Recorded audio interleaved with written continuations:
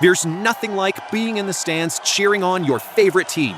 Game Time is your hack to unlocking amazing tickets in just a few taps. Plus, their Game Time guarantee means you can trust you'll get 100% authentic tickets at the best price. Fees are always included, so what you see is what you pay. Get the best deals on sports tickets. Download the Game Time app and create an account to start searching for tickets to upcoming games and events. Swipe, tap, ticket, go. Game Time.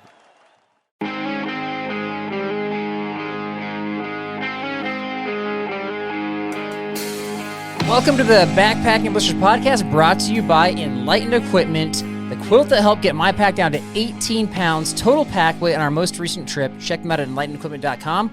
With me today is a man who once burned his shirt in a campfire, Huck Outdoors. How you doing today, sir? I'm doing great. I can't believe you remembered that. Are you serious? That's like what our podcast is built on, is ridiculous stories like that.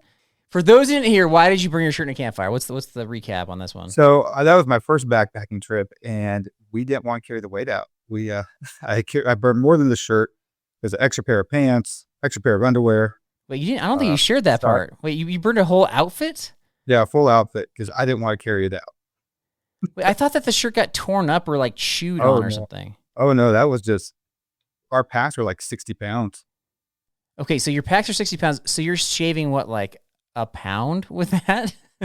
Yeah, the night before we had extra food that we also threw into the fire. Okay.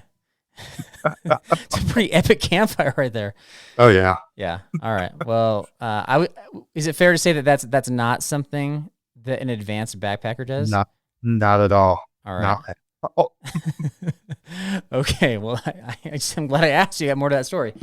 So in your opinion, your definition, what's an advanced backpacker? Somebody that's got a dialed-in system, knows how to get down on the trail where they can make some miles. They aren't worrying about what's happening out there. They can enjoy, I guess you could say, enjoy the suck factor. They're not worried about misery on the trail. Their food they know how to add in the extra calories so they can get that fuel in them. And they don't worry about the extra fluff. They're not bringing 60-pound packs. No. Unless it's like winter or some sort of extreme situation. All right. Yeah. All right. So just kind of they got their systems down, so to speak. And so there's not a lot of weird things that are, not a lot of rookie mistakes. So, okay. I'd say that. I think that there's like a lot of kind of like these nitpicky things that you kind of like learn from experience that maybe don't bother you early on, and then you just kind of dial those things in as well. I've got some of that on my list as well as kind of just general skills, but we'll get to that. So we've got 10 things only advanced backpackers do. So you got 5, I got 5, correct? Yes, sir. Okay. All right. Before we get to it, we got our Bible verse of the episode, Ephesians 5:15. Look carefully then how you walk, not as unwise, but as wise. So do you have any tips about walking carefully on your list? Oh man, looking carefully on my actually off-trail confidence. Let's just jump in with that one. All right, what does that mean? Off-trail confidence. What does that mean? So a lot of backpackers, when they first start out, they're just hiking on a regular trail, something that they'll read on a guidebook or something. And as you get a little bit more advanced, you're feeling more confident out there, and you're able to go off-trail. You're learning to read the maps. You're able to read what topo lines are. From the topo lines that are way far out to the little tiny lines. Yeah. And cliffs.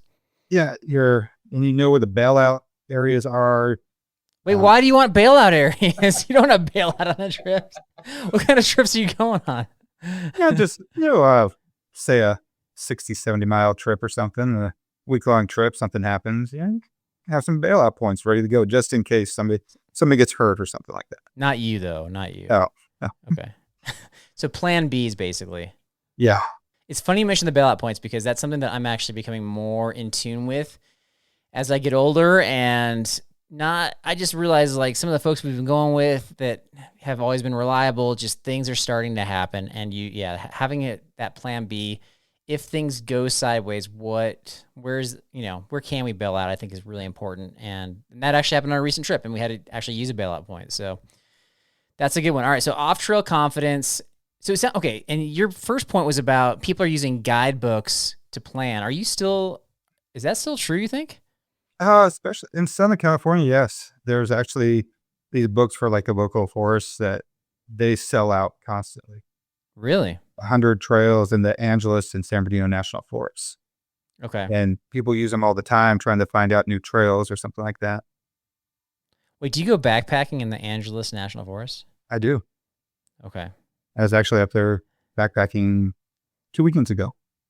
The last time I was there, it was forever ago. I think I was still in college, and we went there, and it was like the trail was overgrown with poison oak, and there was just trash floating down the streams. Is that still true? That sounds like possibly the San Gabriel River, probably the East Fork. Okay, probably. I don't remember. It was a long time ago. It sounds like that. A lot of people go up. There's a lot of poison oak. At the beginning, there's a lot of trash because people come up from different areas, and it's right there. They can hang out in the water. Yeah. Yeah, I was like, what am I doing? Why am I here? But it sounds like you got some better places dialed in. So I'll have to reach out the next time I want to backpack near Los Angeles, which sounds weird.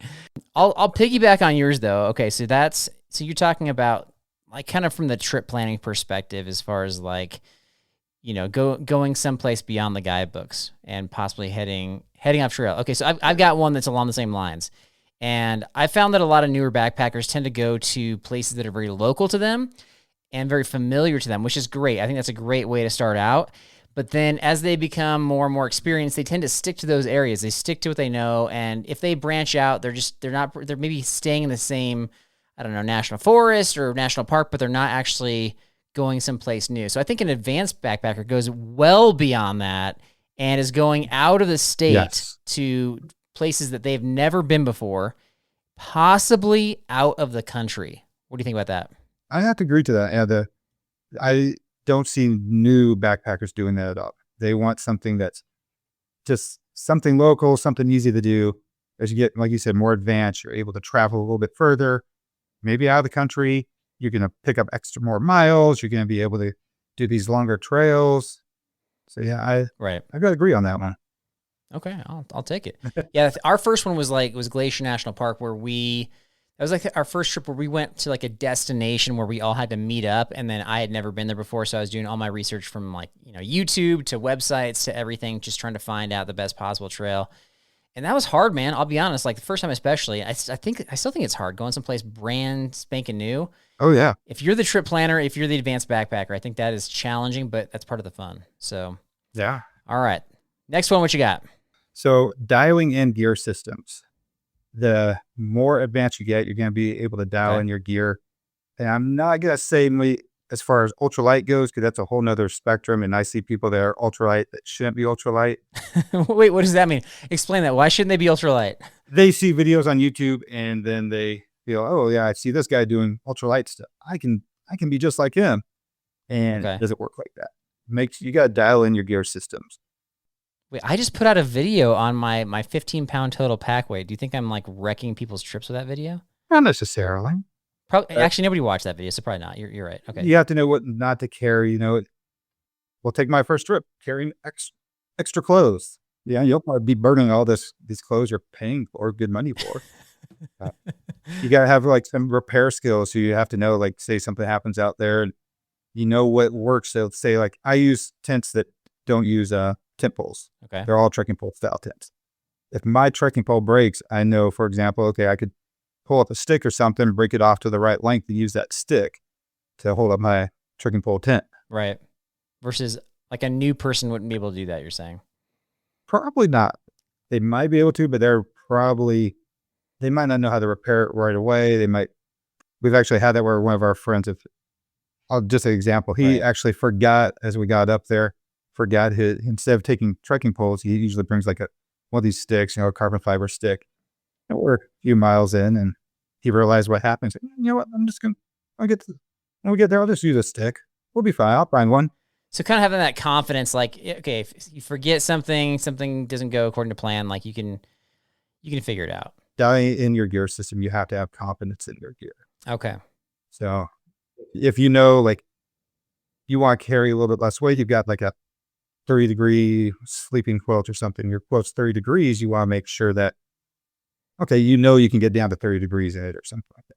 just have confidence in what you're using, what you're bringing Okay, out. so yes, and that's just experience, knowing your gear for sure. Okay, I'm gonna pick on like a little silly one here. I got one that, this one has to kind of do with the gear. So it has to do with your stove, and so people will typically pack their stove, and then they put it inside their cooking pot, and they just throw it in there.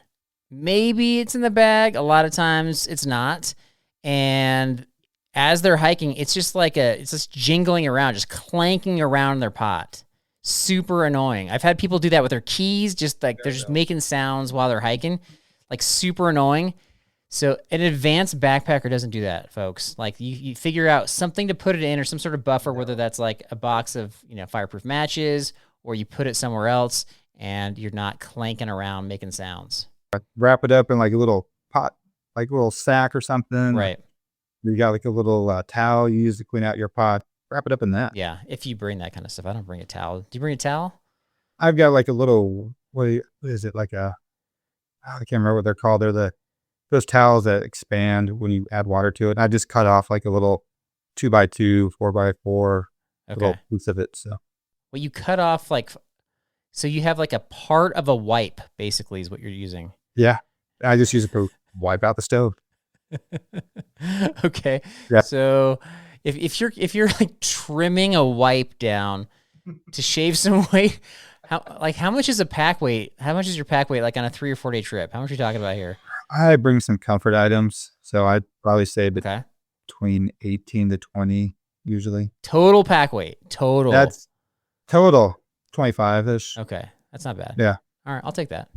Yeah. All right. Wow. It doesn't help that I've got the camera on there too.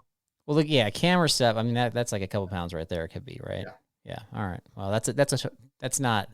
I mean, some folks are bringing that. That's not a common item for everybody, though. So I'd probably say around 25 usually. Okay. All right. What's your third one? What you got? It's about smart eating. Like the advanced backpackers know how to plan calorie-dense meals, not just freeze-dried meals, like from off the shelf. Some of them taste really good, believe me. I love like some of the new ones they have out there, but you're planning those meals, you're balancing the nutrition, the carbs, the fats, proteins for long days, and you know how much water you actually need on the trail. And I see that a lot where somebody's bringing way too much water. It's like, okay, in 3 miles, you've got a stream you can get water from, but that person's got 3 liters on them ready to go. Wait a second. So if you see that, I don't know if this is a new person or this is just somebody who can manage their load well, but if you see that at the trailhead, you're like, dude, you got 3 liters.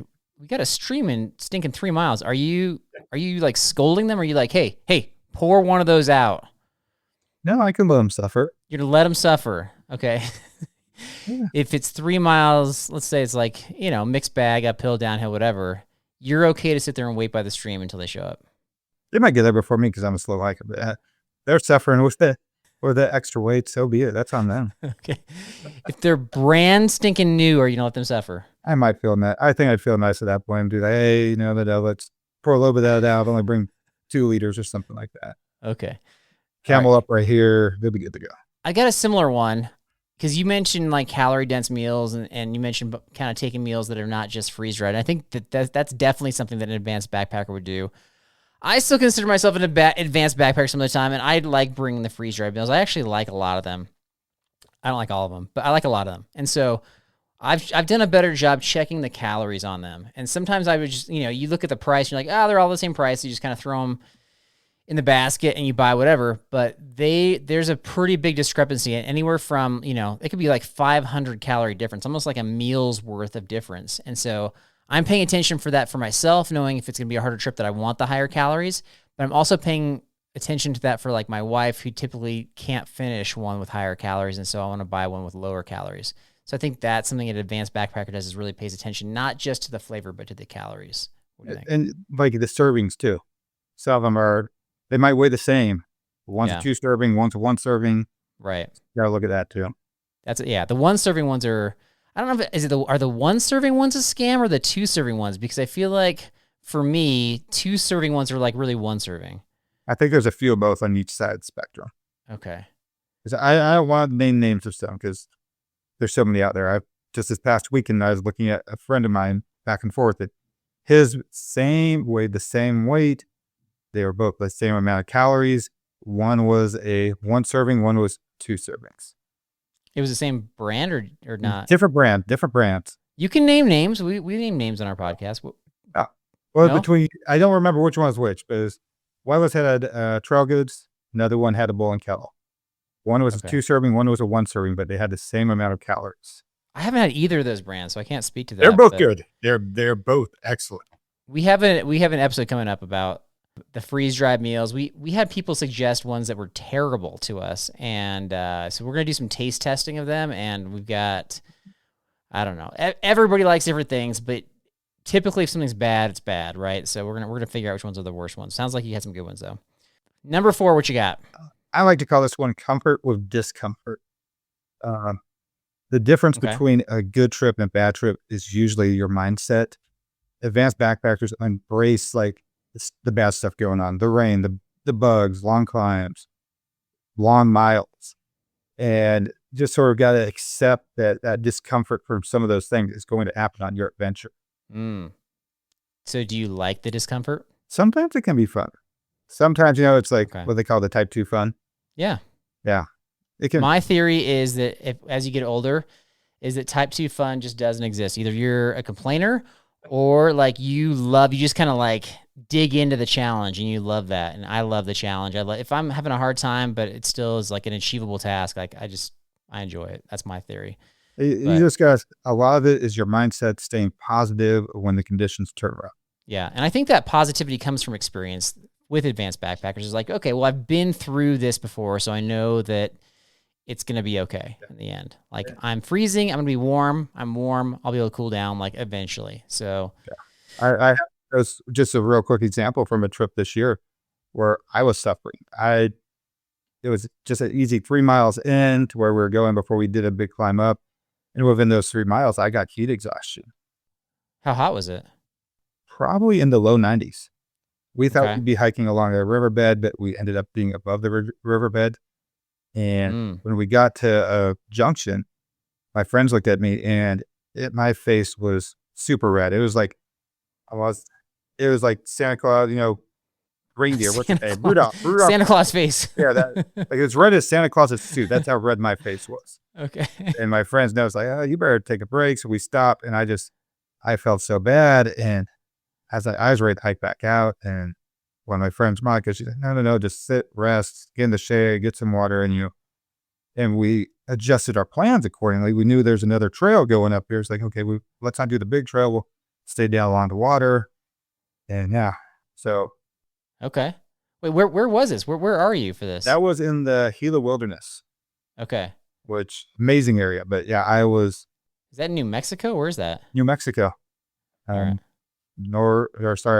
Southwest New Mexico. Gotcha. I was not ready to embrace the suck that day, and my friends sort of talked me back into it. And by the end, it turned out to be an awesome trip. With some awesome things. I've had that before where I was actually in Yosemite and they told us straight out, they're like, you got 100-degree days coming. I was like, you know what?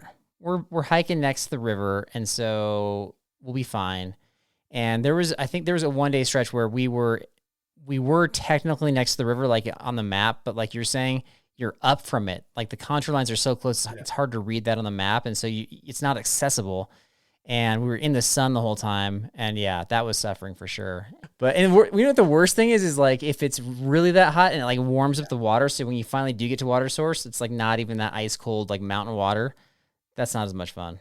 All right, let's see. I've got kind of the opposite of that. All right, so something that I don't even know if I'm great at this, but typically somebody in the group that I'm with is great at this, is if you end up having like an afternoon downpour, or maybe it's just like pouring rain the whole day, you get to camp and you're in a spot that allows for campfires, you can still make a fire. You can make a fire after a downpour.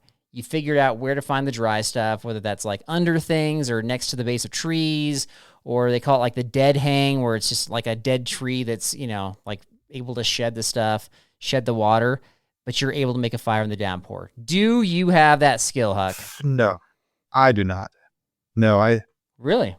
I'll bring sometimes some little tiny fire starters that help with that, but no, I've got a friend I go with that he's really good at doing that, finding all that stuff. With the fire starters, can you do it or no?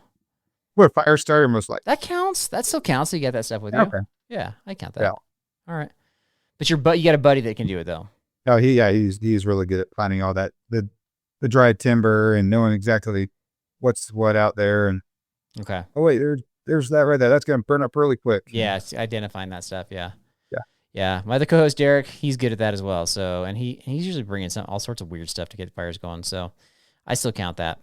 All right. What's your last one? Last description of something only an advanced backpacker does. Hopefully more people do this, but I think experienced advanced backpackers are stewardships. There are stewardship in the backcountry.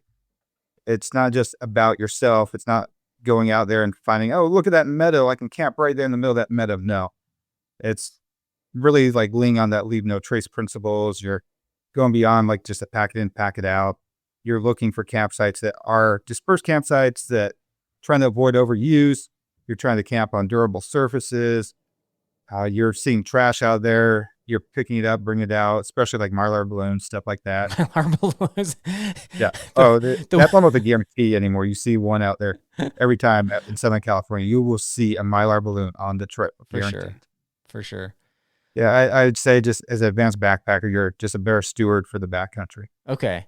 All right, I got a scenario for you then, because this happened to me this past year. So I was doing a training, like a shakedown overnight hike, and in my local area, which is actually it's a pretty clean area, and we're on the first of 2 days, and we're probably only a few miles in, and we got a lot of miles to go. I think that day was like 22 miles, followed by like 15 miles.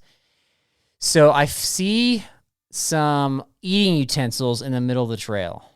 All right, it's like a stack of, it's like, the knife, the fork, the spoon, like they're kind of all connected with that ring. So I'm like, that's weird. I haven't seen that in the middle of the trail. So I grab them. Yeah. I'm like, all right, I'll pack it out.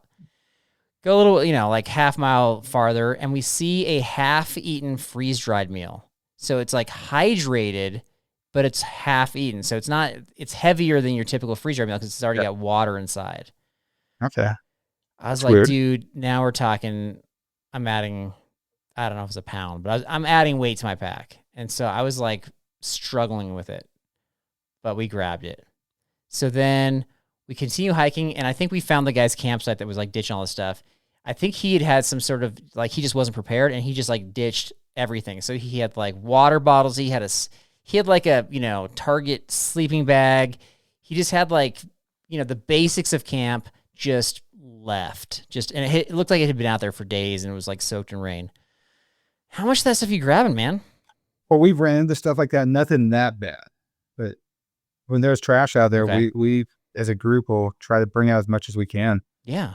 But if I packed everything out, it probably would have added 10 pounds, maybe 15. So, and I couldn't carry that much for 22 miles. As much as, especially all the stuff that's going to affect the wildlife. Yeah. Bring that out.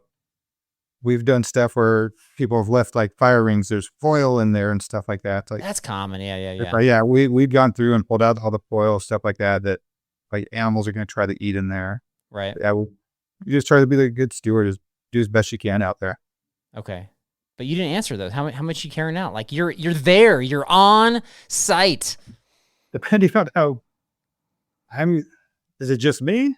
I was with a buddy, but my buddy was struggling, so I don't think. How many miles do I got left to go? Yeah, a lot of miles left to go. Like we still had 18 that day. So we had the food. Grab all that food, all the stuff the animals are gonna go through. Fair enough. Okay. All right.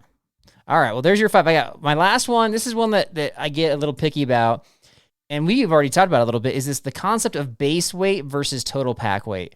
If you go and you're kind of doing your research and you're watching YouTubers out there. They're not always, but typically using the phrase base weight because, your total pack weight fluctuates. But to me, I've seen people with crazy ultralight base weights, but their pack's heavier than mine because they overpack their food, they overpack their water, they overpack their consumables. And so for me, I don't care about the base weight anymore. I just want to know what your total pack weight is. And that's what matters when you're starting the trip. And that's why we have that tradition of doing a pack weigh-in at the start of the trip, because if anybody's like egregious and can't handle their pack weight, like we need to address that on site.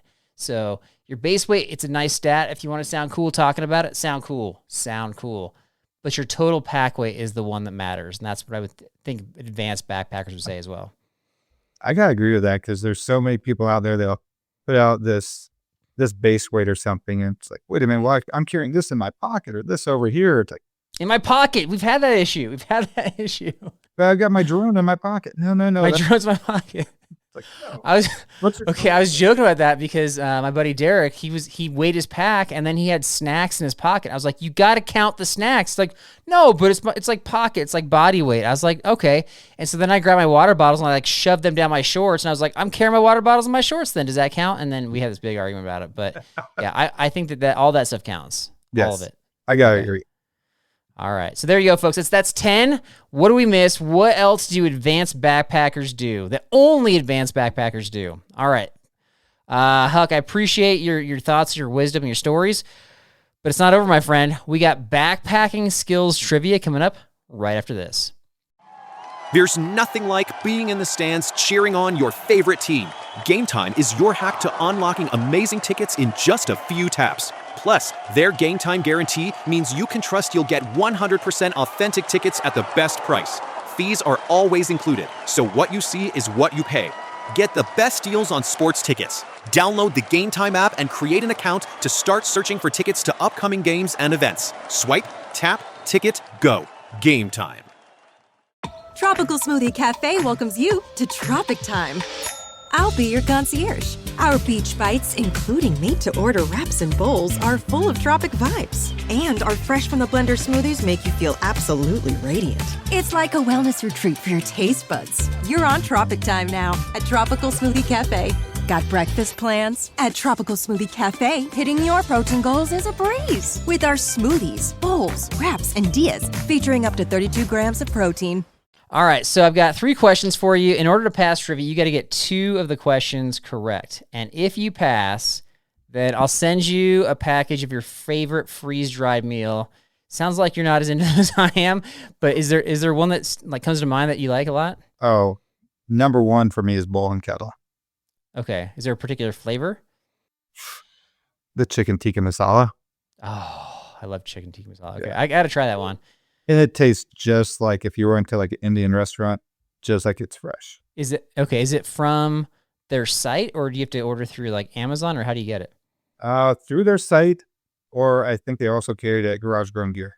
Either way. Oh, okay, gotcha. But I just saw today they're moving from Austin, Texas to Colorado. So Whoa. I think it's like a 3-week delay in doing orders. So That's my neck of the woods. Maybe I'll just go to their store. Maybe I'll help them move and see if they have any leftovers.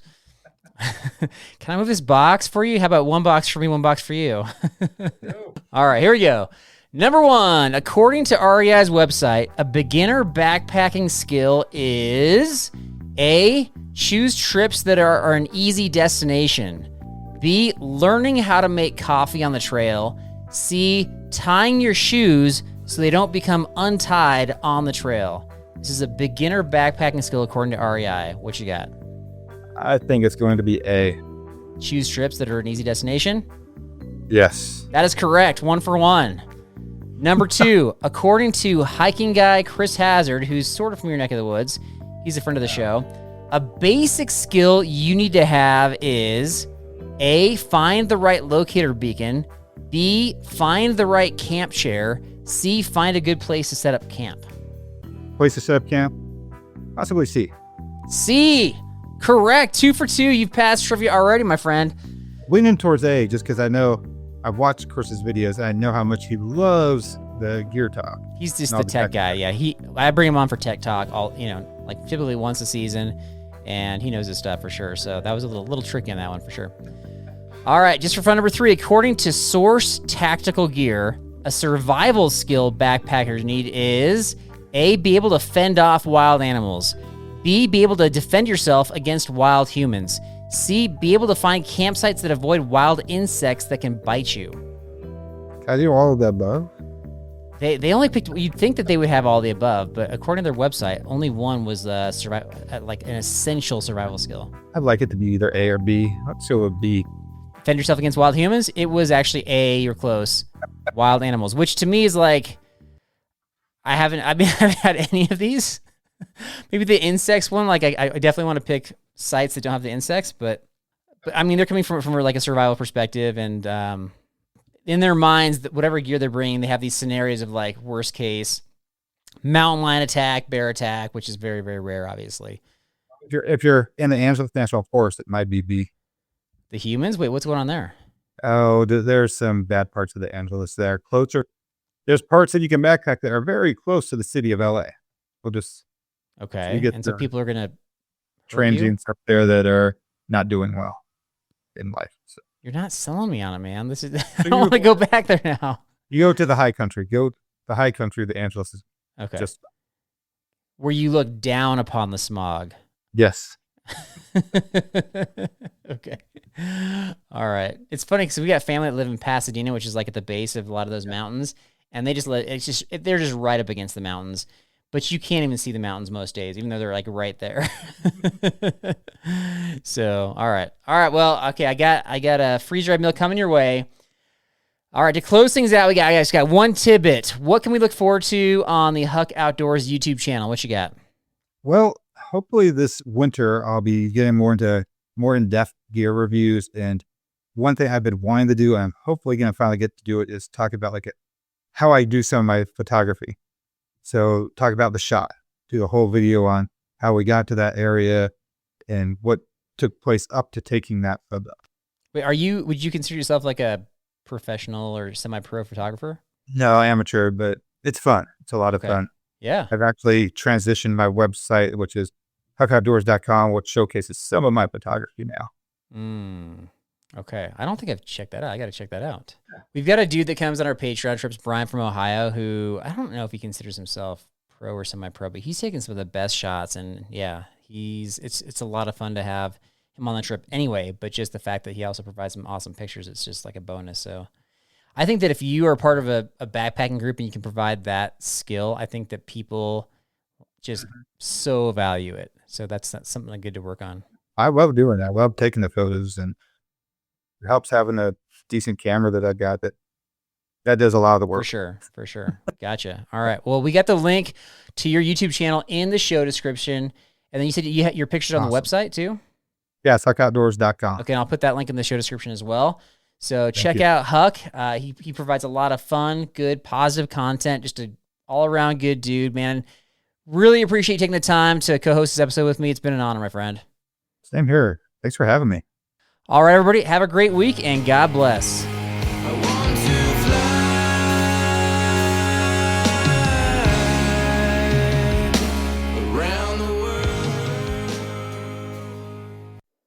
B&B, it's Rock. Hope everybody's doing well. And I know somebody who's doing well, and that is my wife, Jennifer.